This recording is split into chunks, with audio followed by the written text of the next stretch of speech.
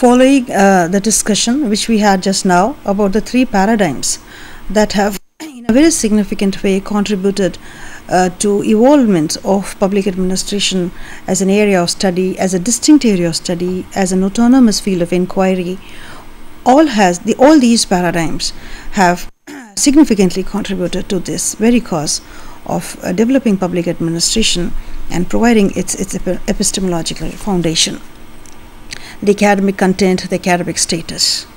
When we talk from politics administration dichotomy being the first paradigm which has really culled out public administration from the ambit of political science and gave it as an autonomous field of inquiry, it was taken up by people like Goodnow, who very well said that the locus of administration is in the bureaucracy in the government. Again followed by L.D. White, who in his book book pertaining to Introduction to the Study of Public Administration called upon certain principles that could in fact emphasize upon principles that contributed towards developing a science of administration. And again by Willoughby, who gave certain principles, again followed by Urwick and Gulick, who gave the post-corp, or even for that matter Max Weber's bureaucracy. All these classical thinkers and scholars, which are termed as classical theorists or thinkers, have given various principles, and even Henry Fayol, administrative management principles. So all these scholars have taken the background, the politics administration dichotomy, and has tried to develop public administration as a distinct area of study, as an independent discipline of study, and by way of their own works, by contributing to the locus and the focus of public administration as a discipline, have contributed to the lot. Then it is being followed by the other paradigm, that is about the market approach, cutting it short in the sense that because there was some kind of uneasiness with the kind of the traditional administration following this politics administration dichotomy was working or was functioning, the uneasiness because of this kind of working led to certain scholars to think in lines of having certain alternatives to the traditional administration. And that came up with a kind of a market or a business approach to public administration's theory. Rather, public administration was considered to be now being managed in the form of a business, where the people will be served in terms of the customers and they will have more choices. It laid down certain principles of profit making, of considering more outcomes, and cutting down the size of bureaucracy, downsizing, etc. And then it was followed again by the third paradigm, that is the new public service. And the new public service again came up because the traditional administration or the new public management, which was having the business concerns as its basics, failed to look into the needs of the citizens. Initially, when we talk about the traditional administration, the bureaucracy of the administration was basically working in a very categorized or a very isolated or very independent kind of an area with nothing to do with the kind of interests of the citizens. It was just implementing the policies given to it by the policymakers. It has nothing to do with the external influences of the organization which was impacting the policy. Again, when it comes to the paradigm that is NPM, it is more a business-oriented one, where profit and loss matters much as compared to the citizens' interests. So those who can afford to pay the market price for a product will have more, can get those products. But what happens to those who cannot pay? What happens to the poor? This was never looked into, and it was there where the hunger, the poverty, the deprivation, all in fact became further aggravated. So instead of being a panacea, it was more a trouble creator. Then the third paradigm, which I just mentioned, and it has been discussed also, is about where the people are at the center, and what matters in everything is about the public interests, and how the bureaucracy and the government are now vying to woo the citizens, not the customers, not the clients, not the beneficiaries, but seeing the citizens as citizens and giving them the space of involvement, of collaboration, of discussion, of public discourse and dialogue and participation. So when we discuss these three paradigms, with their kinds of contribution have led to the development of public administration as it is of today. But then there is one important thing which we cannot ignore, but then it has been ignored always, and that principle is that administration evolves historically. It should evolve historically. It takes its shape, it takes its nature, it takes its own character by responding to the changes in the societal transformation which takes place in a country or in a region or in a society or in a community. Why I am saying this is because this is a very significant point which has often been ignored. Why was public administration called out from the ambit of political science was owing to the historical context that was in fact there in America at that time. What was the historical context, or for that matter the political or the social context that time in America? Why was there a kind of a need felt by the scholars or the intelligentsia there to take out public administration from the jurisdiction of political science? Because there was a kind of technological revolution that was taking place. Also, on one hand, there was a technological revolution, industrial revolution taking place. On the other hand, there was an increasing population whose needs, whose demands, whose aspirations were to be met, and that laid so much of a pressure on the activities of the government, of the state. And the state's activities and its role was getting more and more widened in its scope and also in the complexity. And there was a need felt that if public administration was to remain within the political system, they are only serving the political masters, because they are appointed under the spoil system. They have to only serve the leaders and unmindful of what is required by the society or by the citizens. And with this kind of increasing pressure of the population, pressurizing the government to tackle the problems of employment, and with this kind of industrial revolution taking place, the role of the state, the government, expanded in such a rapid speed, with such a space and with such a pace and with such advances, that the scholars at that time felt that public administration has to be taken out of the arms of political science so that it learns to serve the citizens, their needs, to unburden the government's pressures. And there is where Woodrow Wilson very nicely says in his essay that it's very difficult to run a constitution than to frame one. It's easy for the policy makers to frame a policy, but to implement it is so difficult. And there is where Woodrow Wilson says that public administration needs to have a separate area of study.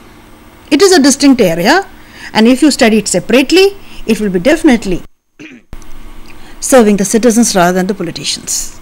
So far it remains in the political ambit, it will be only serving them because of owing to the spoil system that was in vogue there.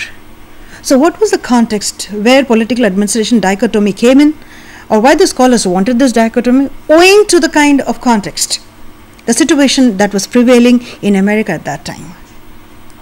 And so this dichotomy worked well over there.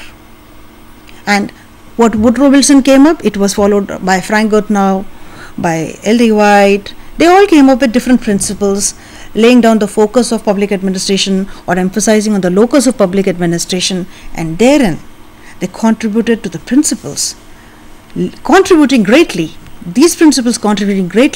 towards a science of administration, which could be universally applied across the countries, across regions, across organizations, across all levels of government. But sooner, in America, what happened that time? You wanted a kind of total avoidance of political science to gain your identity outside political science. So you had a strict avoidance of political science.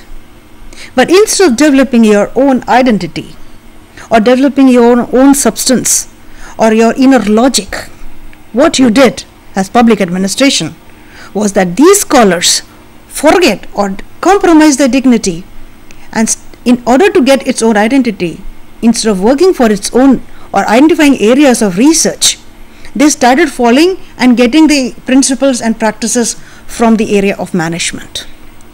Why management? Because Woodrow Wilson said that if the government has to run efficiently, if citizens' interests have to be taken care of, then it has to run like a business. And business takes its principles from the field of management. The government has to run efficiently. If you have heard Anita, she emphasized that traditional administration, or the classical ones, or these people who were the proponents and the practitioners of the politics administration dichotomy paradigm, were those who in fact wanted the government to run on basis of two important principles of efficiency and economy. And this is what is being practiced in management, in the commercial concerns, in the private organizations. And there is where they said that if those principles of management, or those principles which make the government run like a business, are adopted, then it is easy to implement the policy in the most efficient manner by the bureaucracy or by the administrators.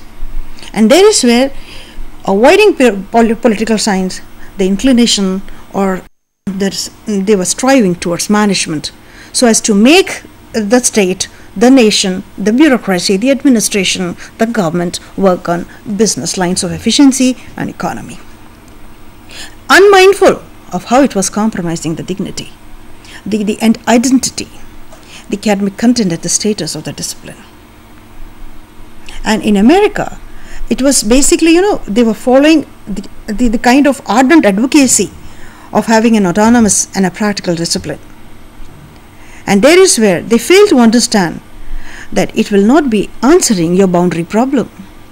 It will not be looking into the theoretical underpinnings of your discipline. Here is where Fred Riggs and William Sire say that this kind of premature professionalization or vocationalization or making public administration on management lines or business line is alienating the discipline of its academic foundation. Rather, Riggs says there's no need to isolate the two or ghettoize the two. Political science or policymaker and the implementers of the policy need to join hands to study the government as a whole system. But this was not being done. Until today, we face this problem because most of the policies made by the policymakers do not have administrators in making those policies. And policymakers or policy implementers, that is the administration, is only working in the area of implementing the policies, unknowing, unmindful of what goes into the making of that very policy. And this is happening. So when we talk about countries at that time, what happened was America started with this politics administration dichotomy owing to its context, and there is where many scholars had come in developing certain principles contributing to the science of administration, a theoretical body of public administration. But at the same time, the major fallback was that they were still harping on other disciplines for its own theory. For its own foundation, they were harping on other disciplines' principles. Instead of sponsoring certain research areas, identifying certain research areas, so as to develop those epistemological foundations of the discipline. At the same time, in the 40s, 50s and 60s, there was a notion of third world countries. These countries were those countries who got independent of the colonial rule, like us, like India. Now, when they became independent, they threw the colonial rulers, not the legacy. So the point was that when they became independent, they had nothing with them, no resources. There was a bureaucracy that was a kind of a legacy of the Britishers in India. And so what did the Western nations did for us, for these newly independent countries? What we can say that the world was at that time was divided into bipolar units.